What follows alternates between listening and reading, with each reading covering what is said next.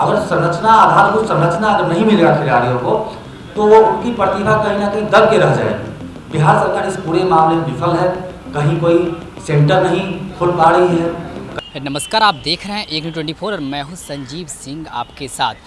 Asian game में भारतीय खिलाड़ियों ने कुल 107 पदक जीते हैं और इसको लेकर के आज भारतीय जनता पार्टी के युवा मोर्चा के प्रदेश अध्यक्ष भारतेंदु मिश्रा ने प्रेस वार्ता को संबोधित किया। उन्होंने साफ तौर पे जो है बिहार सरकार पे ये आरोप लगाया है कि बिहार सरकार खिलाड़ियों के लिए कोई उचित व्यवस्था नहीं किए हैं और बिहार में खेलने के लिए कोई भी पर्याप्त जगह नहीं है। साथ ही साथ उन्होंने एशियन गेम में जीते हुए सभी खिलाड़ियों को बधाई दिए हैं और इसके साथ साथ नरेंद्र मोदी को भी खास करके वो बधाई दे रहे हैं कि जिस प्रकार से नरेंद्र मोदी जी जो नारा दिए थे कि खेलेगा इंडिया और जीतेगा इंडिया, और कहीं ना कहीं जो है ये नारा सच साबित हो रहा है, यानी नरेंद्र मोदी जी की कही हुई बातें सच साबित हो रही है। पहले सुनिए कि भारतेंदु मिश्रा क्या कुछ कह रहे हैं। आज हम लोगों की यह प्रेस वार्ता विगत दिनों चीन में हुई एशियाड गेम के संदर्भ में है। जिस प्रकार से भिन्न भिन्न खेल के प्रारूपों में भारत के एथलीटों ने शानदार प्रदर्शन करते हुए 107 पदक भारत के नाम, भारत की झोली में किया, इसके लिए उनको बहुत बहुत कोटि धन्यवाद। और 107 पदक तालिका में 28 गोल्ड, 38 सिल्वर और 41 ब्रॉन्ज पदक भारत के खिलाड़ियों ने भारत के लिए जीता। मित्रों, निश्चित रूप से उनके कड़ी परिश्रम, मेहनत, जज्बा और उनके समर्पण को मैं सलाम करता हूं, और उनके सहायक स्टाफ जैसे कोचिंग स्टाफ, डॉक्टर इत्यादि को भी मैं अपना धन्यवाद प्रकट करता हूं। उन्होंने एक बहुत ही अच्छा टीम बनाकर जिस प्रकार से एशियन गेम में भारत के शतकों का शतक लगाया, पदकों का शतक लगाया, उनको कोटि से धन्यवाद है। आज तक भारत में सिर्फ क्रिकेट में शतक लगता था, आज हमारे एथलीटों ने ये साबित किया कि वो भी पदकों का शतक लगा सकते हैं। मित्रों, निश्चित रूप से यह प्रदर्शन ऐतिहासिक रहा। जिस प्रकार से 2018 में जीते हुए पदक का लगभग 54% उन्होंने ज़्यादा पदक जीता है। आज याद कीजिए 2014 से पहले देश में खेल की क्या स्थिति हुआ करती थी। पहले अपने देश में एक कहावत चलता था, खेलोगे धूपोगे बनोगे खराब, पढ़ोगे लिखोगे बनोगे नवाब। लेकिन इन खिलाड़ियों ने अपने मेहनत परिश्रम के बल पे इस कहावत को बदलकर ये सिद्ध कर दिया कि खेलोगे धूपोगे तो भी बनोगे नवाब। ऐसे खिलाड़ियों को मेरा सलाम है। 2014 से पहले खेल के आधारभूत संरचना भारत में क्या थी, आप सबों को पता है। मुश्किल से 2, 4, 5 पदक अगर जीत जाती थी एशियन गेम्स में, और 1-2 पदक ओलंपिक में कोई खिलाड़ी जीत जाता था तो बहुत बड़ा वो न्यूज़ हो जाता था कि भारत के लिए गर्व की बात हो जाती थी। लेकिन निश्चित रूप से 2014 के बाद जिस प्रकार आदरणीय प्रधानमंत्री श्री नरेंद्र मोदी जी की अगुवाई में खेल मंत्रालय में काम हुआ है, और नरेंद्र मोदी जी ने कहा है खेलेगा इंडिया, खिलेगा इंडिया का जो उन्होंने बात कही, निश्चित रूप से आज वह बात कहीं ना कहीं सफल होती दिख रही है।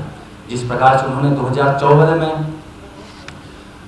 2014 में टारगेट ओलंपिक पोडियम की शुरुआत की, टारगेटेड ओलंपिक पोडियम 2014 में उन्होंने शुरुआत किया, जिसके अंतर्गत उन्होंने उच्च श्रेणी के खिलाड़ियों को संरक्षण देने का काम किया।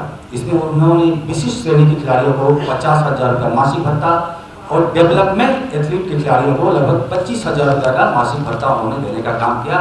इसके कारण उनको आहार, उनको उच्च प्रशिक्षण, उनको रहने की व्यवस्था इत्यादि में उनको सुविधा हुई। आज वही टॉप्स के खिलाड़ी, उस संस्था को टॉप्स बोलते हैं, उसी टॉप्स के खिलाड़ी 124 उस संस्था के खिलाड़ी एशियन गेम में और पदक जीत के लाए। खेलो इंडिया योजना के तहत आदरणीय प्रधानमंत्री नरेंद्र मोदी जी ने प्रति वर्ष लगभग 1000 एथलीटों को जोड़ा जाता है इस योजना के तहत, और प्रत्येक एथलीट को लगभग 6,20,000 रुपया प्रोत्साहन के रूप में उनके ऊपर खर्च किया जाता है, और प्रत्येक महीने लगभग 10,000 रुपया उनको पॉकेट मनी के द्वारा पॉकेट मनी मिलता है। इन्हें प्रशिक्षित करने के लिए खेलो इंडिया केंद्र, भारतीय खेल प्राधिकरण इत्यादि जगहों पर इनके प्रशिक्षण की उच्च गुणवत्तापूर्ण प्रशिक्षण की व्यवस्था भारत सरकार के द्वारा की गई है। आज मैं गर्व से कह सकता हूं कि ऐसे प्रारूपों से निकले हुए हमारे लगभग 124 एथलीट इस बार एशियन गेम में टीम के सदस्य थे, जो कि खेलो इंडिया योजना के तहत निकले थे। मित्रों, 2020 में पुनः आदरणीय प्रधानमंत्री नरेंद्र मोदी जी ने टॉप्स का पुनर्गठन किया और खेलो इंडिया से प्रशिक्षित खिलाड़ी जो कि एक उच्च श्रेणी के एथलीट हो चुके होते हैं उनको टॉप्स के अंदर जगह दिया जाता है, जिसके अंतर्गत उनको अंतर्राष्ट्रीय स्तर का प्रशिक्षण, अंतर्राष्ट्रीय स्तर की सुविधा, अंतर्राष्ट्रीय कोच, अंतर्राष्ट्रीय सहायक, अंतर्राष्ट्रीय डॉक्टर की सुविधा इत्यादि प्रदान की जाती है। और आदरणीय प्रधानमंत्री जी विजन के साथ काम करते हैं। ये टॉप्स के जो खिलाड़ी के ऊपर इतना खर्च किया जा रहा है, इतना प्रशिक्षित किया जा रहा है, यह पूरी योजना 2028 और 2032 के ओलंपिक के संदर्भ में बन रही है और निश्चित रूप से 2028 और 2032 के ओलंपिक में भारतीय दल शतक जरूर लगाएंगे, पदकों का शतक जरूर लगाएंगे। मित्रों, आप पहले देख सकते थे खेल का बजट बहुत कम हुआ करता था, खेल के ऊपर सरकार ध्यान नहीं देती थी। खेल मंत्रालय का मतलब होता था एक दो स्टेडियम बन जाए, दो राष्ट्रीय स्तर का टूर्नामेंट हो जाए, एथलीट्स मीट हो जाए।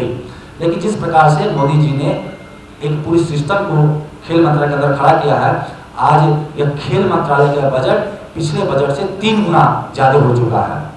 और इसी बजट के कारण जो एशियाड गेम में जाने से पूर्व खिलाड़ियों की तैयारी होनी चाहिए थी, उसकी तैयारी के संदर्भ में खेल मंत्रालय ने बहुत बेहतरीन उदाहरण प्रस्तुत किया है।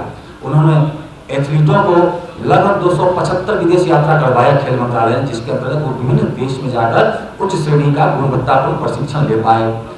एथलीटों की सहायता के लिए 49 विदेशी कोचों को नियुक्ति की गई थी। 200 से अधिक खेल विशेषज्ञ जो जिससे कि अपने खेल को निखार सके खिलाड़ी, ऐसे 200 से अधिक खेल विशेषज्ञ को पूरे विश्व से भारत के लिए नियुक्त किया गया था।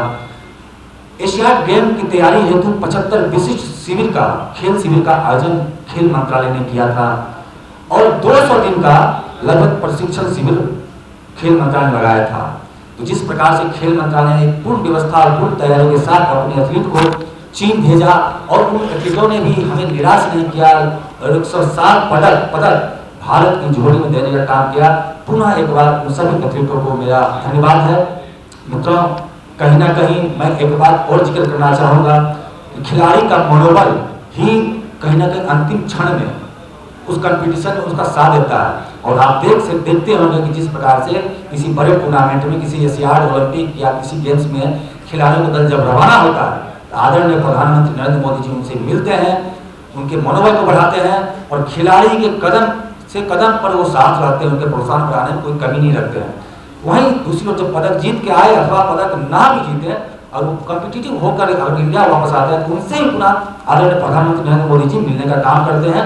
तो निश्चित रूप से हमारे खिलाड़ियों का प्रोत्साहन और मनोबल बढ़ा रहता है, आगे वो अच्छे करने की प्रेरणा आदरणीय मोदी जी से लेते हैं और निश्चित रूप से आगे वो अच्छा करेंगे।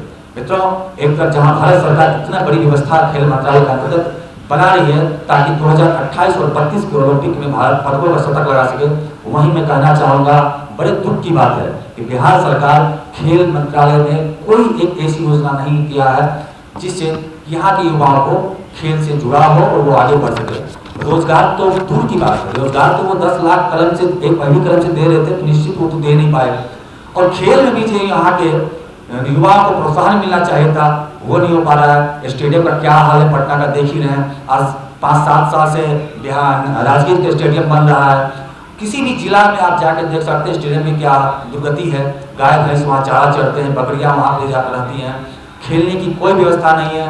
ना नौकरियों में यहाँ पे खिलाड़ियों को प्रोत्साहन करने के लिए नौकरी में व्यवस्था खिलाड़ियों को की जा रही है। तो मैं यहाँ के युवाओं से भी आह्वान करना चाहूँगा कि निश्चित रूप से एक तरफ जहाँ भारत सरकार खेल मंत्रालय युवाओं के लिए, खेल के लिए इतना बेहतरीन काम कर रही है, वहीं बिहार सरकार इस पूरे मुद्दे पर असफल है और ऐसी बिहार सरकार को निश्चित रूप से बिहार की युवा सबक सिखाएगी। मित्रों, आप लोगों ने समय दिया, आप लोग यहाँ आए, इसके लिए आपका बहुत बहुत धन्यवाद, बहुत बहुत आभार।